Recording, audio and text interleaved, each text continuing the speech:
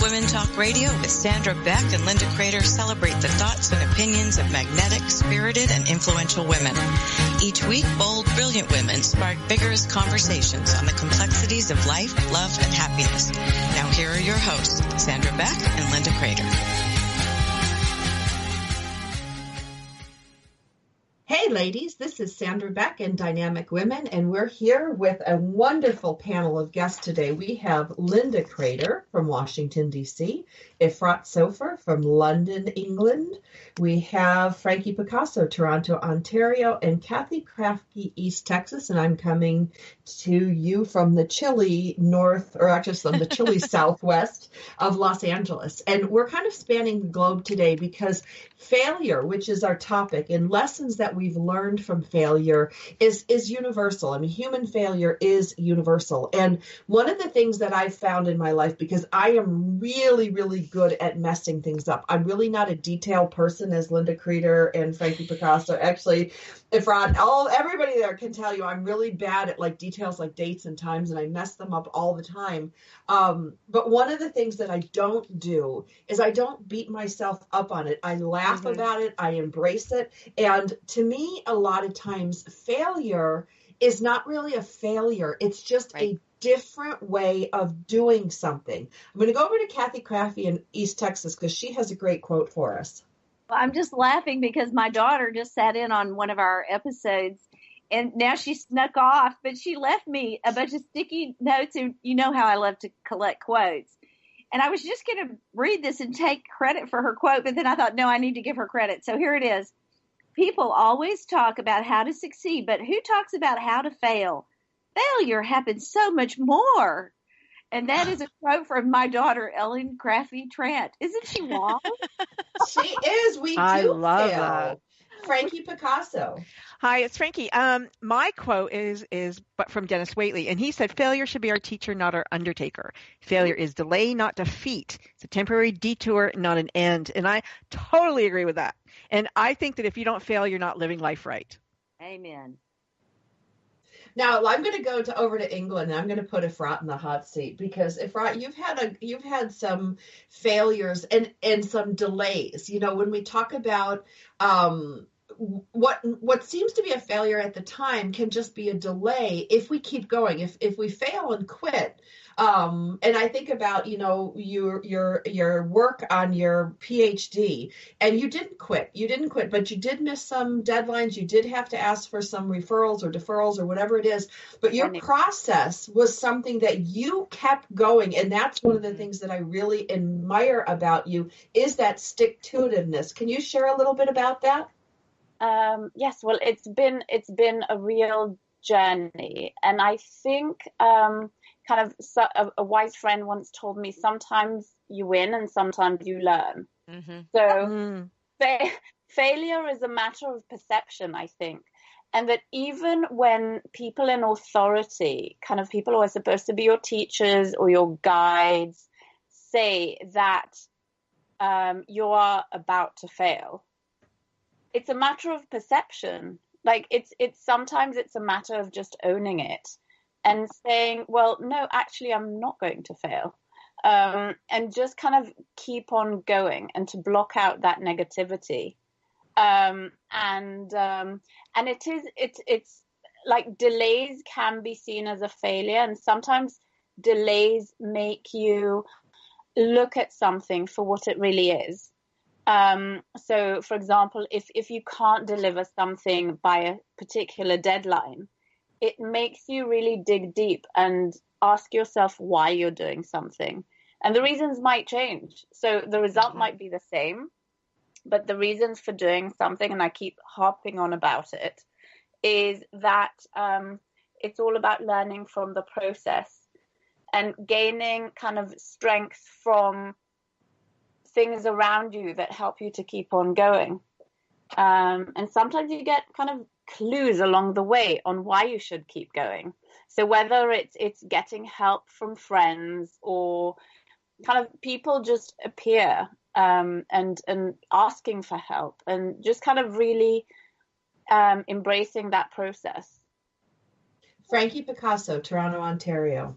Thank you. It's Frankie here. Hi, Efrat. Great great comments that you've just made. One of the comments that really struck me was delay can be seen as failure. And I'm in the middle of a big book project with a bunch of women, and it's been pushed and pushed and pushed back. And for me, I felt like a personal failure.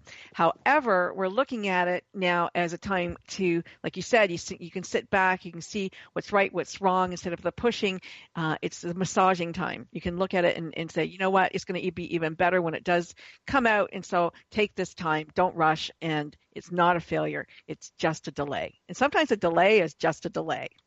Absolutely. And to just give you a sense of perspective, PhDs here usually take about 3 to 4 years. Mm-hmm. My grand work has taken about 11 years.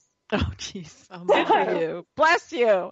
Right, but she's still going. I mean, I know. Right, she's in the home stretch. I mean, that's, to me, it's like, Efrat becomes a superhero because she has overcome all these things. Yes. And I think that's the difference between success and failure.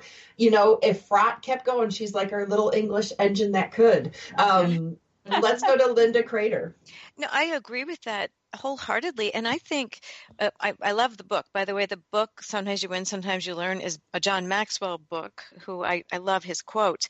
But I think sometimes you learn new approaches when the timing is delayed, because the persistence is there, but some sort of roadblock kept you from getting to where you needed to go.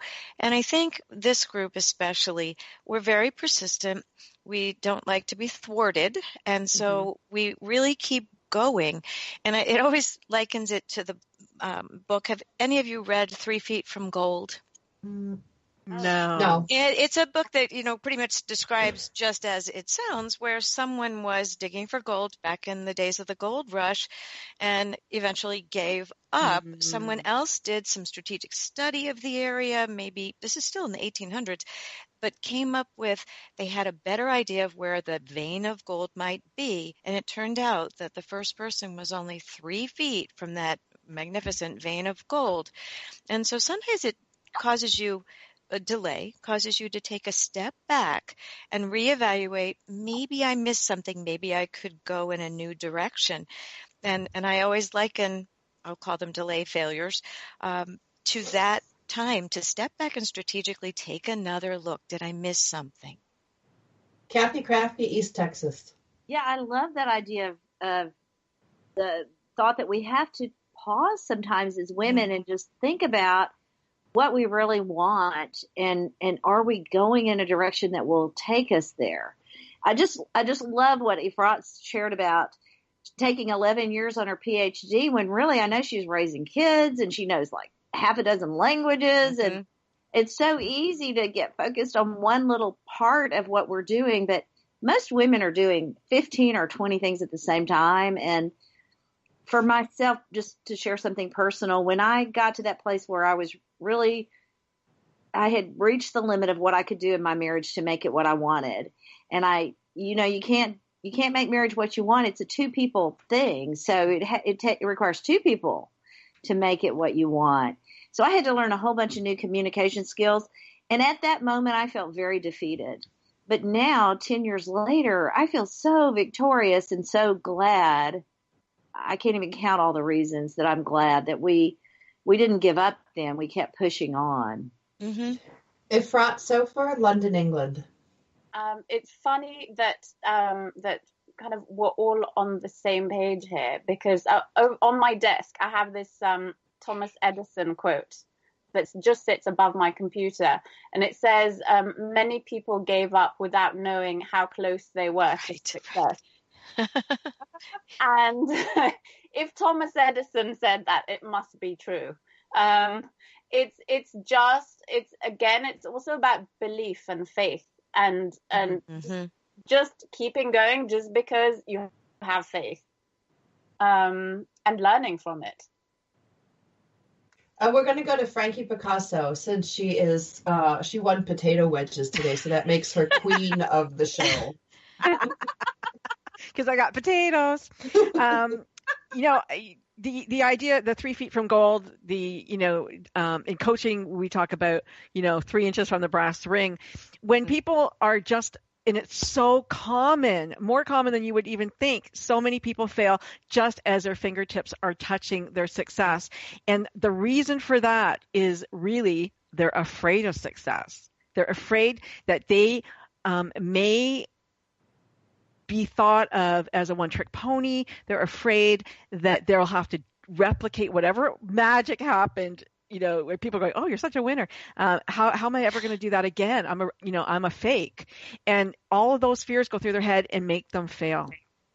Well, and the fear of change, one of the things that I do struggle with, because I know if I really stick to it, I can succeed on some things, and I have to have this little self-talk in my head that goes, you know what, Sam, if you do this, you'll make a lot of money and it'll be okay. And a lot of money in your bank account is a good thing. And I literally have to do that for myself, especially after like 8 years struggling as a single mom. And all of a sudden, these things come into my life, and my life does change. Now, it changed for the better, but that process of change that comes from failure or success, Frankie, I really think that's a psychological, like, it doesn't matter if it's success or failure. No, change is it doesn't. Scary. Yeah. Change is scary. And you would have lost your friends. Potato wedges. Those are the fears, though. The fears that, people that love you, your friends, they're going to go away because now you're different. You're not like us anymore. You're not struggling like we talked about in the past show about friends. Friendships go away when you're not struggling with them anymore. You're not part of that group anymore. You're different now. So all kinds of things can happen for people when change is about to happen. I think I might have mentioned this to you once before. The Chinese have two characters for change: danger and opportunity. So the danger is, you have to come out of that comfort zone, but that's where opportunity lives. And that's where we must challenge ourselves. So wow, girls, I got to take us to commercial break. This is so great. I'm sitting here taking notes. This is so... It is. It's so important. We're going to have to go to commercial break. This is Dynamic Women Talk Radio. If you liked what you heard today, you can check us out at dynamicwomentalkradio.com. We're visiting today in our Lessons from Failure show with Efrat Sofer in London, England, Frankie Picasso, Toronto, Ontario. Myself, I'm in Los Angeles, Linda Crater, Washington, D.C., and Kathy Krafke, East Texas. When we come back, we're going to talk about that fine line between success and failure, and what is it that puts the switch from negative to positive. And we'll return after these short messages.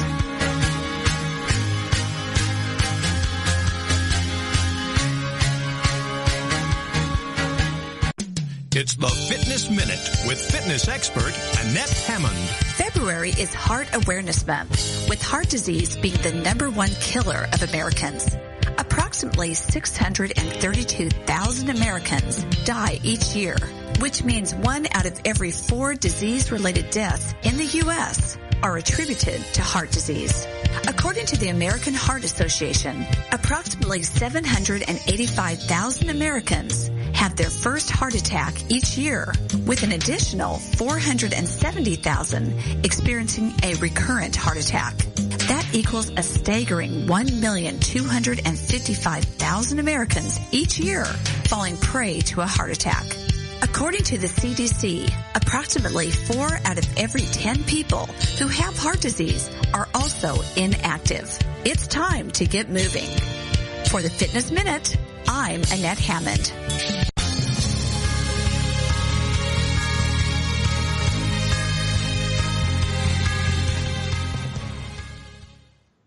Hey ladies, this is Sandra Beck and this is Dynamic Women Talk Radio, and we are visiting today with a round table of failure experts. And I got to tell you, that's not a negative thing. I mean, you guys laugh, but we are all failure experts, because guess what? We've made a success in our lives in our different disciplines and industries. And in order to do that, we had to fail a lot more than we could succeed. And when I was a young girl, I was waiting tables for a football conference, and Don Shula, who had won a bunch of Miami Dolphin Super Bowl rings, said to me, grabbed my arm when I was working, and he said, kid, he goes, you're going to make it someday. And I looked at him, and I'm like, pouring his iced tea, and he's like, I've watched you all week. And he goes, successful people do what most people don't. And he goes, and successful people don't quit.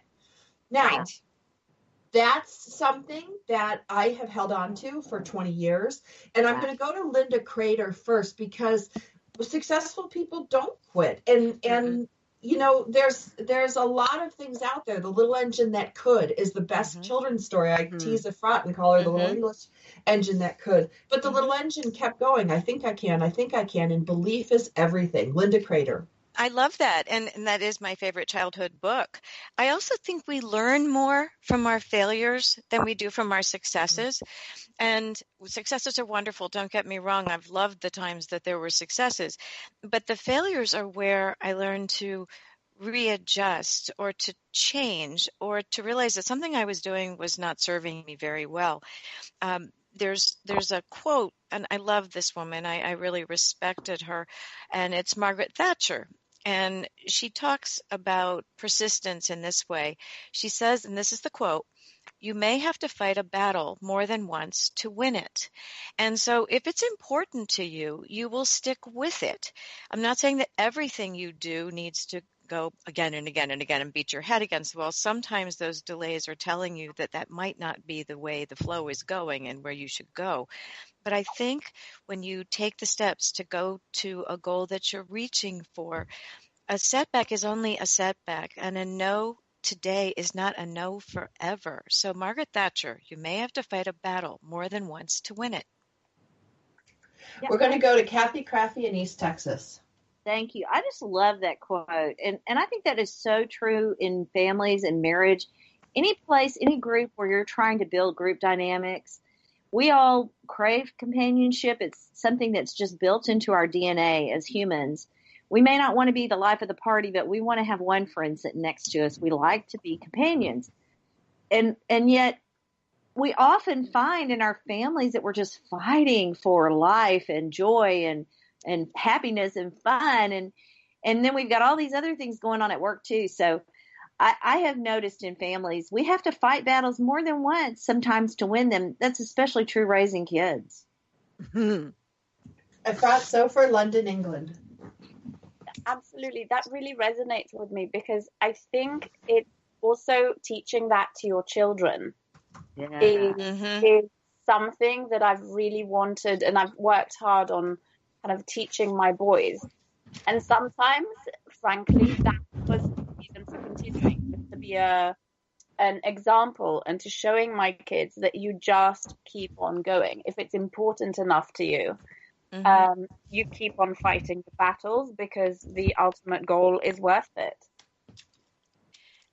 Absolutely. I think it is very important. Frankie, what do you think? Oh, I totally, I'm the unstoppable Frankie Picasso, right? For a reason. I think you can't give up. What was that? Try again until whatever that quote was. But I really do believe in that because, and you have to teach your children that you don't always win the first time out. You don't. But you try again, and you always get up. And I think we talked about this yesterday on a show about, how we all clap when the hurt player on a field gets up, and we all have that special feeling like, good, yay, they got up, they're not giving up. And whether they ever play again, it doesn't matter. The fact is that, they got up. And that's a really important lesson. I used to ride, horseback professionally, not professionally, but, I rode in competitions. And, the one thing my dad said, you always get back on the horse, always, always, always get back on the horse. So I'd be thrown over jumps, I'd be whatever, but you have to get back on. You have to overcome your fear. And that's the same in life. You have to get back on whatever it is that turned you, made you stumble or made you fall down or fall off, whether it's addiction or anything, you get back up because good things happen when you get up. Laying down really never served people terribly well. There's another wonderful quote, if you will suffer with me here. It is again Margaret Thatcher, and she says, "Look at a day when you are supremely satisfied at the end. It's not a day when you lounge around doing nothing. It's a day you've had everything to do and you've done it." I like that. Yeah, Efrat? Yes. I'm sitting here thinking about the day I met Margaret Thatcher. Oh my. Of course you did. Of course you did. Right. Ironically, it was in LA. It was in LA at a book launch. And I remember how impressed I was. I must have been about 16 years old when I saw her. And she was probably one of the most impressive people I've ever met, because you could see that survival instinct in her. And you could see this, and you could really see it in her manner, in her, and the power of it. Kind of, it's very potent. And you could see that, I don't know, her sense of focus, and you can see it in people, and you can see that she's been places, and just you can see it in her whole manner. And it's what an example. Even though she's a very controversial figure politically in the UK, she is such a role model. I think women can't dispute the fact that she paved the way for many, many, many of us and serves as an example. Absolutely. Frankie. Male or female, we want people who get back up. And I didn't meet Margaret Thatcher, but I have been fortunate to three times now, I got to put my little plug in there, to interview Winston Churchill's great-grandson. And he's carrying on, the work of his great-grandfather. And I was so fortunate to have my dad on that show, because my dad lived in England at the time of Churchill. And he said he rallied a nation. Like, there was just something that, like, you believed him when he said, we can do this. And even though everything is falling down and all around them, and all you can see is failure, and people expected Churchill to fail. They actually put him in because they wanted, a scapegoat. He didn't, he like his conviction, and he just, no, we're not going to fail. We are going to be, this great nation. And I love that. I just love that people who can make you believe in that. And it's all failure. And, Henry Ford said, think you can, think you can't. Either way, you're right. And that is the truth. And so it's how we think, and it's our perspective on anything and everything that can make you go forward or fail. It's true. And I think that you're talking about inspiration to keep going. Sometimes there just needs to be that little bit of spark. Kathy, you had an opinion. Well, I love it that we're giving our British neighbors and ancestors so much glory today. We're talking about the Alamo. We'll do a whole show on that, girlfriend. No, I think we're just so happy to have Efrat with us today. It's just a blessing. She's awesome. I'm happy to be here with you ladies. I do have this Winston Churchill, since it's quote day too, and he's so great to quote, right? Mm-hmm. Success is not final. Failure is not fatal. It is the courage to continue that counts. Winston Churchill, of course. Of course. Yeah. Well, I just love his success, because it was marked by all those years of people thinking he was weird. And I just have to admit, I really relate to that. Okay, so I have a question to throw into the mix, because this is something that I struggle with. How do you know when it is time to quit?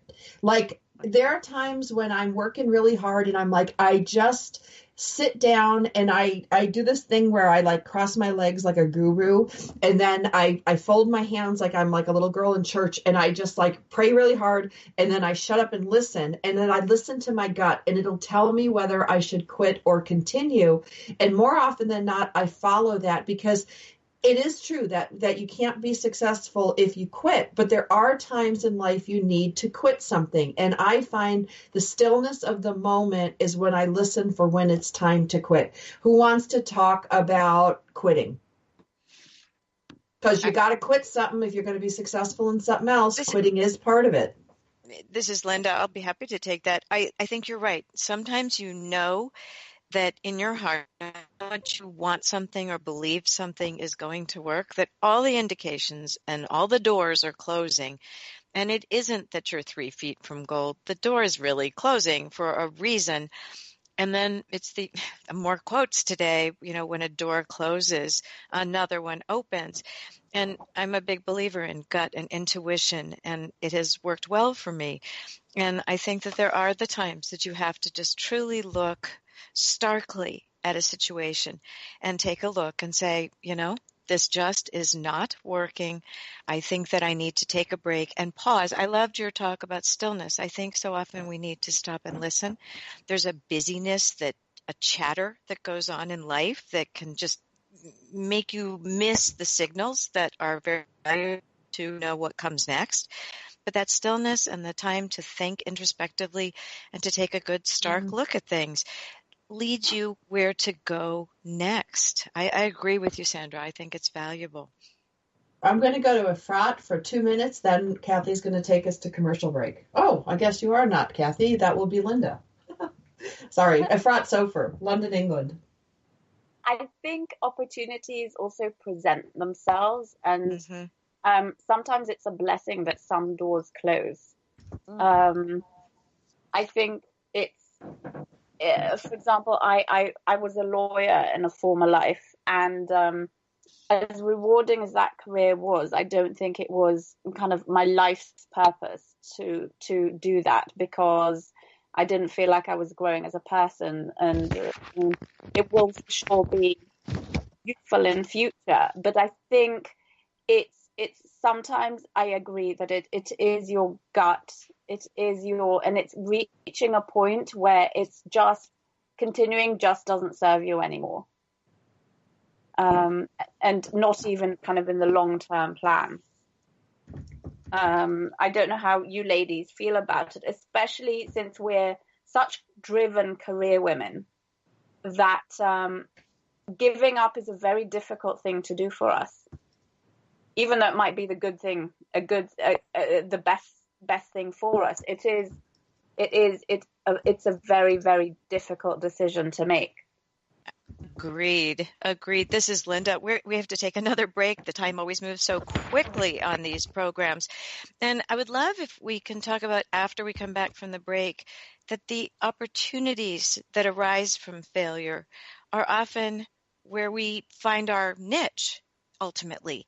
And I would love to talk about that after we come back from break. You're listening to Dynamic Women Talk Radio, and we are visiting with Efrat Sofer in London, England, Frankie Picasso in Toronto, Canada, Kathy Krafke in East Texas, Sandra Beck in Los Angeles, and me in Washington, D.C. And opportunities and failure and persistence are all connected. And I love that Frankie told us the Chinese character means two things, danger and opportunity, and it's important. So right back after these messages with more information about opportunities arising through failure.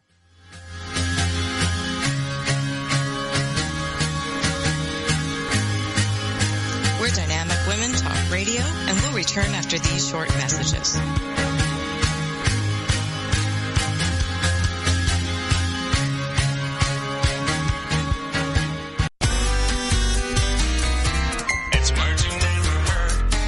Heard about the man who had a fir tree growing in his lung? A 28-year-old male living in central Russia went to the hospital complaining of chest pain.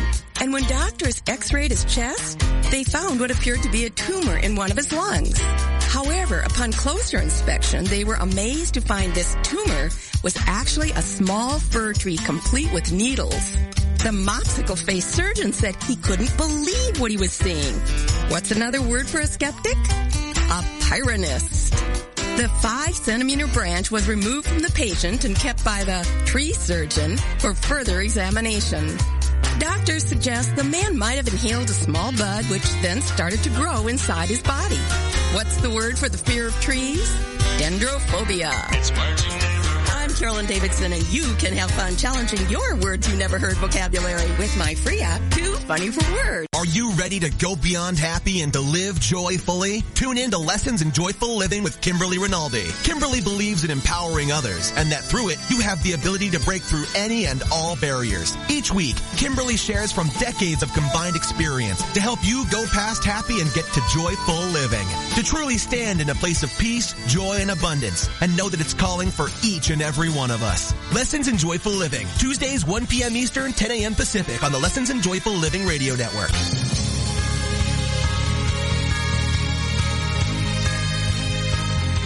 Welcome back to Dynamic Women Talk Radio. Before the break, we were talking about how sometimes opportunities really do rise through failure, and something you may never have considered is suddenly in front of you. And when that sort of thing happens, it is such a feeling of affirmation that maybe all that work that you did before, that you did pass up or decide was not serving you well, has opened the door to a new opportunity. I wonder how you all feel about that. Frankie, can we go Well, I want to start with a quote because this quote drives me. And it's by Lee Iacocca. And it says, "We are continually faced by great opportunities, brilliantly disguised as insoluble problems." I love that. I love that. For me, that says you need to be creative. It means, it actually sparked a business side of me that said I'm going to be a solution strategist, because some people aren't that creative. They can't think beyond that wall that they just hit. And so, you have to know, you got to go over, under, in and out. Like that's what you have to do to be unstoppable, to be, a success and not a failure. So for me, that was the opportunity. Opportunities are everywhere. I love it. Kathy? Well, we were talking about failure, and I'm such an expert on this. I was just cracking up when Sandra called us experts on failures. I thought, man, I fit it. That is my team right there. But one thing I did a few years ago, I called myself the accidental president. I ended up being a president of a beautiful ladies organization here that supports this wonderful health clinic we have in East Texas called Bethesda Health Clinic. And it was accidental. This very dynamic woman was going to be the president, and she was going to train me, and then I was going to do it the next year. And she ended up starting a nonprofit for homeless people in our area. So, how can you argue with that? Mm-hmm. So I ended up being the president, and I just told them when they asked me if I would do it, I don't know how to do that, but if you will be my friends and help me, then I will. Well, the whole year, every failure I had just opened up all these great opportunities for the other women to shine. We had the best team. It was a great year. I love that, because I think when we help others, it opens the doors. Those are opportunities in and of themselves. But when we help other people to achieve what they want to achieve, doesn't it help us to achieve as well? Efrat, I know you had something to say.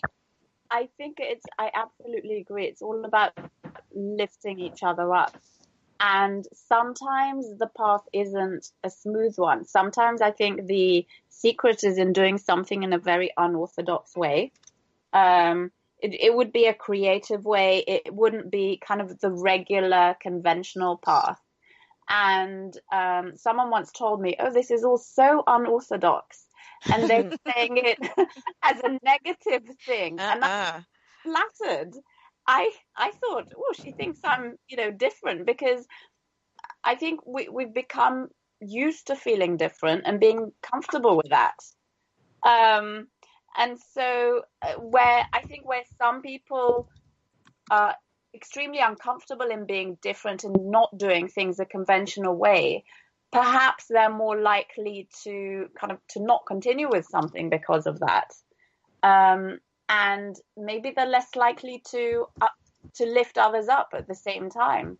It's being in that comfortable space where you can think outside of the box a bit more and kind of be all right with that. I've got to throw a comment in here. Don't you think that as we get older and we fail more, we become better at it and taking advantage of that failure to go on to the next entrepreneurial thing or another thought that you may have that you'd like to pursue? Does that make sense? Yes. Well, and I'm going to jump in here because hopefully my Wi-Fi will stay. One of the things that I found is success begets success. So if Efrat or Kathy or Frankie has a success, and even if all I did in part of that success was support my friend, support her in her vision, or, maybe gave her a couple, piece of advice that made a difference, I feel that I've contributed to that, and it kind of rolls over onto me, which is why I think as inventors and innovators and, educational and personal entrepreneurs in developing the self-help growth industry, which I think by and large a lot of us are working in, or empowerment, inspiration. When we connect like that, that success can be contagious. Failure can also be contagious, but I like to celebrate my friend's success because it keeps me going. How do you guys feel about that? Well, I want to just jump in here. We were talking about competition earlier and how it can be healthy or unhealthy. And sometimes it divides us, especially in our families. But your idea, Sandra, that we can celebrate our friends' success, that is so healthy. It's just like rawing for the right team, you know. That's precious. I love that. Frankie Picasso. I agree wholeheartedly with both of you. I think that when you are unhappy for your friend's success, it's so small-minded. You know, you're operating from a lack, you know, mentality that it can't happen for you. And when we you know, applaud our friend's success and we have a bit of, you know, and we've helped them with that success even better, it's best for all of us. We all are winners then.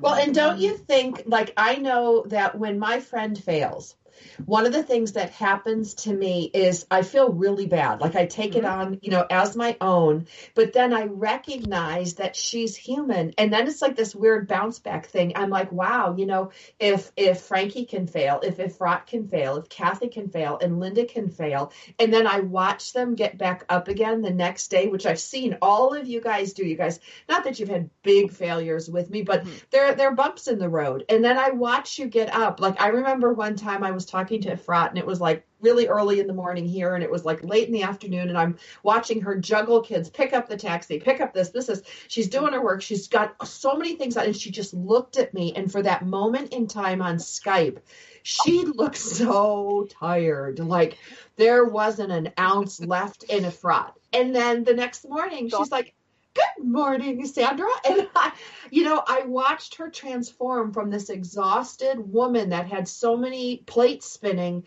to this like delightful woman the next morning. I'm like, wow, Efrat gets up and does it every day. I've seen Frankie get up and do it every day. I've seen Linda and Kathy do it. And Efrat, I want you to share just a little bit about your secret for getting up the next day, because I've seen you do it over years. Do it.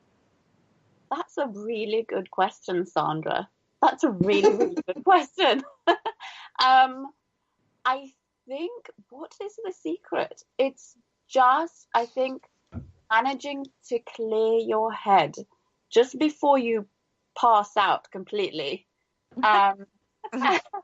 Just scraping together enough willpower to get up in the morning and to just start again with new energy. And I think kind of having faith helps a lot. And kind of seeing my kids in the morning gives me a whole new energy.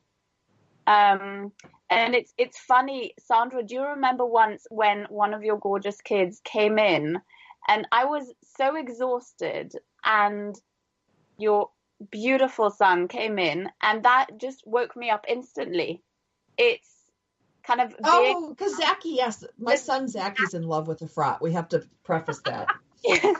He thinks she's the bomb. Don't we all? Yeah. And just kind of that gives you energy, because life gives you energy, even though you're exhausted and spent, and also a good face of makeup doesn't hurt either. That's right. Mm-hmm. The superficial stuff I think is quite powerful too. It's I'm not ashamed to say it. Like a good face of makeup and some good foundation, and no matter what you do, you kind of put on some lipstick and keep going. Mm-hmm. I'm so glad you're doing these shows, because I know some of this stuff's going to get picked up and we're going to see it in memes. And it's going to get lots of energy. As a good face of makeup helps too.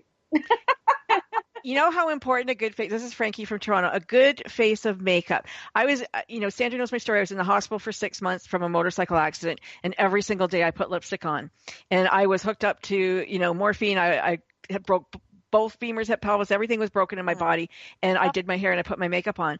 And when I was left the hospital after 6 months, and they made you go, the insurance company make you go see these psychologists.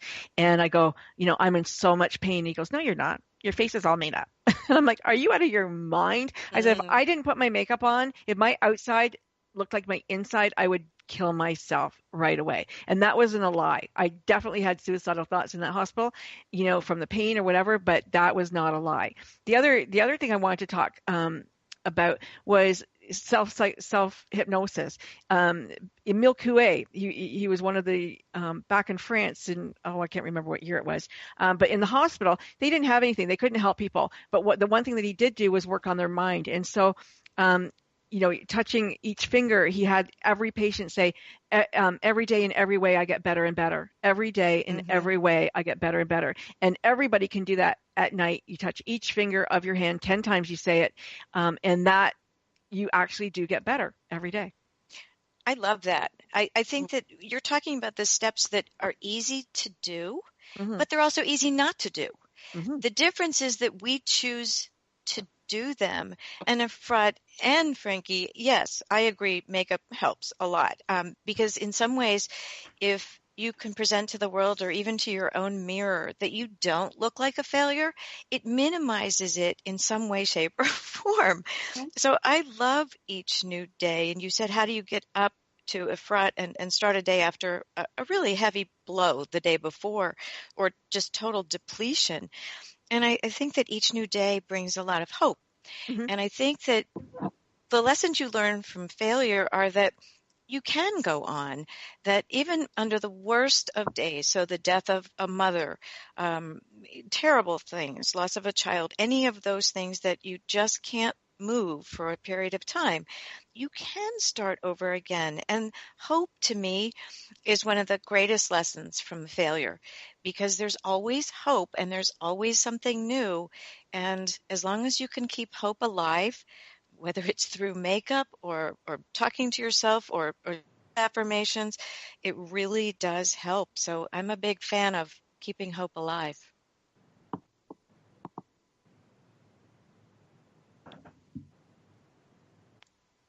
See, I love hope. I'm sorry, my internet is sketchy, but hope is a big thing for me, and so is faith. And, whatever your belief is, I just put it up to, and I'm so funny because I hit everybody. I'm like, okay, I'm going to pray to Jesus, God, Buddha, my spirit animals, my angels, the Mother Earth, whoever it is, just I need you now, because these are my labels. And so, to put it up, and then I just go to sleep. I mean, never deny the power of sleep. So many things look better after a nap or a night's sleep. We're going to be back after the break with more from Kathy Krafke, Linda Crater, Frankie Picasso, and Efrat Sofer, and we're going to talk more about success and failure.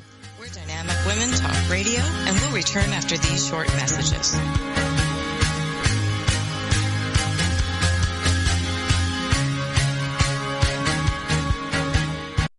It's the Fitness Minute with fitness expert Annette Hammond. The average banana has 108 calories and is rich in vitamin B6, which scientists at the USDA say helps prevent cognitive decline.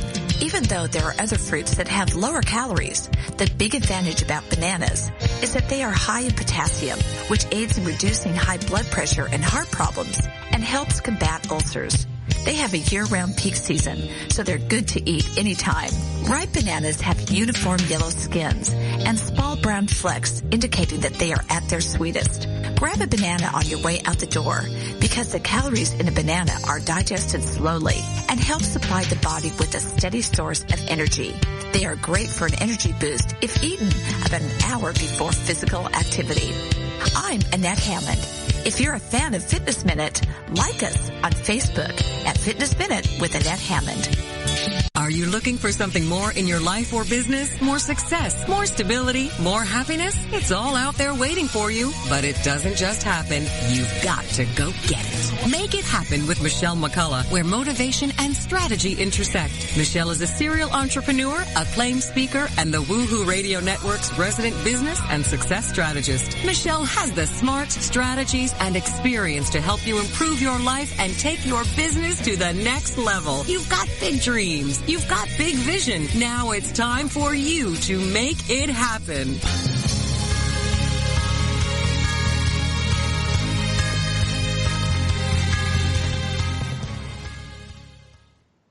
Hey ladies, this is Sandra Beck from Dynamic Women Talk Radio, and we are visiting today with Linda Crater, Kathy Krafke, Frankie Picasso, and Efrat Sofer. Now, if you like today's show, check us out at Dynamic Women blogtalkradio.com. You can find more episodes like this. We talk about everything on this show, but we talk in a way that really honors each other as women and celebrates our differences. And we have a whole bucket of fun. I love these women, and I think it shows. We're like, like the cast of Friends or The Big Bang Theory or something.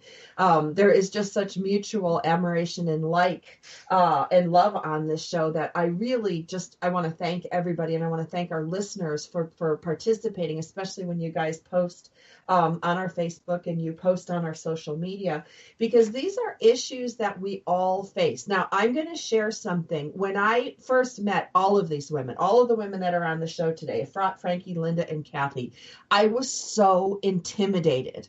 And I looked at them and I put them up on this pedestal and I thought, oh my gosh, what is this little farm girl going to do with these amazing women? And then I watched them fail and succeed and fail and succeed, and they earned my admiration, which is why, we're all on the show together here. But I want to ask everybody here. Now, you guys are all pretty good in your industries. You're pretty successful. You're meeting, Margaret Thatcher and Urkel. I don't know who else people met. But Ronald McDonald. Ronald McDonald. You guys have achieved a certain level of greatness. But do you feel that greatness inside? Like when people come and they read my biography on the air, I almost cringe because I'm like, oh, I know I did all that stuff, but it sounds so overwhelming. And at the end of the day, I'm just a little farm girl having some fun. So I'm going to go, let's see, I'm going to randomly pick Kathy Kraftke first. Hot seat. You are so sweet. I love it that you picked me to go first.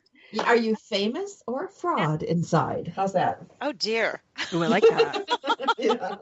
I'm never a fraud. I mean, that's part of my problem. I say way more than I should. But I get myself in trouble all the time for telling the truth. I've had to learn to be more judicious, and I guess I'll die trying to learn that. But I want you to know, from my point of view, success and failure, maybe it gets misdefined in the world a little in certain ways. Like we think fame and fortune, and so I don't actually necessarily define success that way. Not that I would be sad to have fame and fortune, but I think for most women, success really is in our relationships and the warmth and the value that the worthiness we experience in those relationships. And I love some of the things people said today. Even I liked Frankie's comment that she's a solution strategist. I'm so plagiarizing that. That is just such a great title. But one of the ways that we collaborate and we cultivate this sense of warmth in our relationships is knowing our own giftedness and operating in that, and then getting out of the way so that our friends that we love and respect can also do the things they're so great at, and just rejoice. And just to be clear, one of my things I always do when I'm on a committee is I try to sit next to the person that can add or subtract, because I can talk, but math is not what I do, So and if you ever serve on a committee with me and you're great at math, you're going to find out I praise you the whole time. I mean, I just waste time praising people that can add and subtract, because that's what I admire so much. It's the thing I'm not good at. But anyway, we're talking about how we succeed or how we fail. To me, success is really getting to that place where we're comfortable in our own skin and we can look around and just rejoice because people are different than I am. I'm happy about that. It's funny. I'm listening to you, and I agree with everything you just said. But I was thinking about how that related to myself. And I guess I've been extremely successful by the world's measurements. And I've also been extremely a failure by, my own measurements. And so I guess I don't define myself as either famous, fraud, or by my success or failure. I think I appreciate all of what you all bring to the table, especially discussing in this show. I appreciate people who can get up and try again. You may have scraped knees, you may have scars, you may have broken femurs and all sorts of things like you did from your motorcycle accident, Frankie. But I think I admire people the most who get up and do whatever they can do the best in their area of giftedness or whatever it is that they're choosing to, and keep on going. I so admire that. And I would hope that that's what people look at in me as well. I want them never to say that she gave up, because that they'll never say that, I can tell you that. But I think that I would prefer to be known by the way I got up and tried again and again and again and again, as many times as needed. That's awesome. That's awesome. Frankie Picasso, Toronto, Ontario. I just want to say, Sandra, that when I first met you, you intimidated the hell out of me. And me. And me. And She's like a Nordic goddess, you know? Yep. Like this unbelievable. She should start on Vikings. No, you did. And, you know, you're very successful and you're extremely smart and very funny, and people, you know, sometimes don't know how to take you, but I absolutely adore you. I think you're like hilarious, and I'm going to book you on Comedy Central. But, you know, fake or failure or fraud or, you know, famous person. I did a lot of things. I've done a lot of things. And like many of you, you get to be this age and you think, how the hell did that happen? When did I do that? And isn't that cool? But, you know, people read your bio on air, which I'm going on another show, you know, and I know she's going to read it. And I'm like, oh my God, I cringe, because it's all true, but it was a lifetime ago. And how did I get to do those things? I have a stepsister who said, how did she get that job? She didn't get her, you know, her master's in that or something like that. And I go, I got it because I knew I could.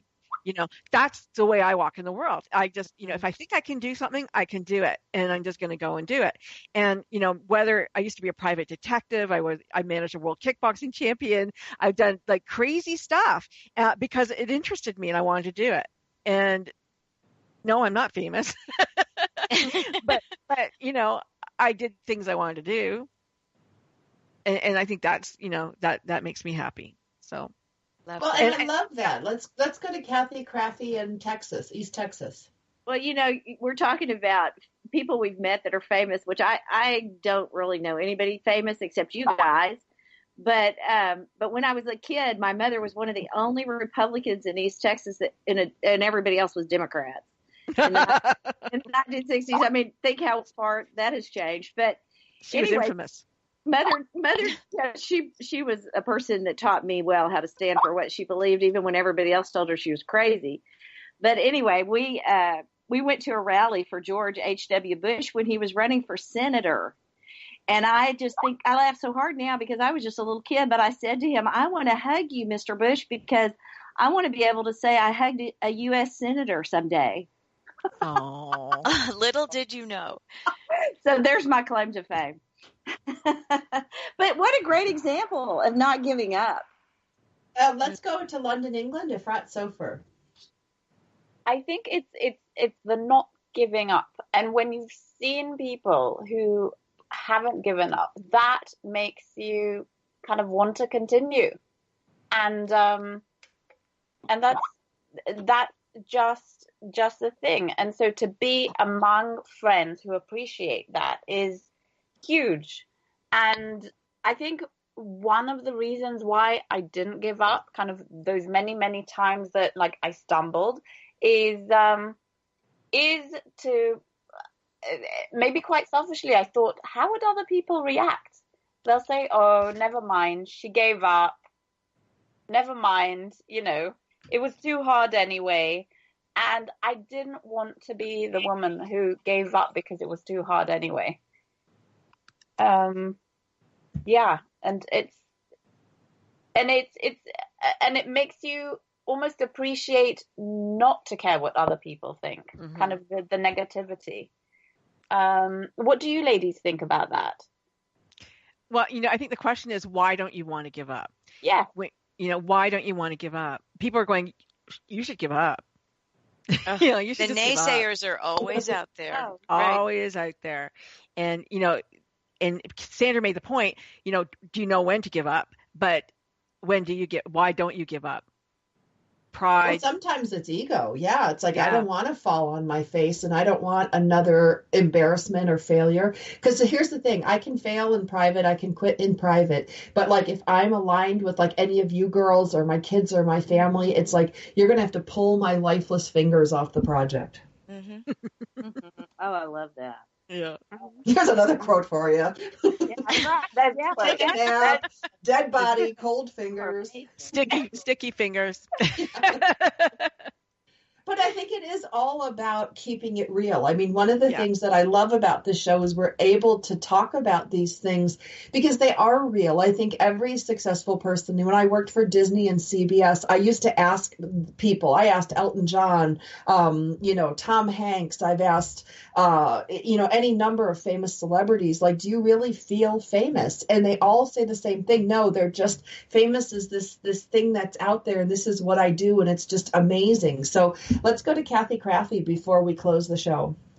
Well, I didn't want to forget to come back to one thing Efrat said earlier, and that was about faith.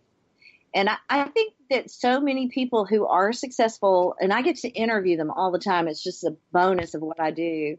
But one thing I've discovered, real leaders, they are often filled with faith, and they have a real sense of their purpose. So they don't want to disappoint other people, but on the other hand, they really want to be true to the calling they have on their life. And so that sort of frees them up to not worry about what other people think, whether it's failure or success by other people's definition. They want to stay focused on the thing that they feel is their purpose in life, given to them by a higher sense of faith. I love that because at the end of the day, I have this thing that if I can put my head down on the pillow and feel I've done the very best I can, then that's enough. Like, that's this promise that I made to myself when I was really young. You know what? If you did your best, put your head down and go to sleep. And that's enough. And I think for all of us, we all really want to change the world. We want to improve. We want to be mentors for young men and women today. We want to be peer support for each other. And we want to make a difference. That's a tall order. And there is not one woman on the show today that hasn't put a tall order into the universe on what she wants to do, be, or have. And so I salute all of you. You guys are amazing, wonderful, dynamic women. I've loved sharing this hour for you. Today's episode, Lessons from Failure, is available on iTunes. You can find it on Dynamic Women Talk Radio. On behalf of Efrat Sofer in London, England, Frankie Picasso, Toronto, Ontario, Linda Crater, Washington, D.C., and Kathy Krafve, East Texas, the big state of Texas, we'll be back again next week on Sandra Beck of Dynamic Women Talk Radio. Make it a good one. Thank you for tuning in today to Dynamic Women Talk Radio, and join us each week. You can find more shows on dynamicwomentalkradio.com.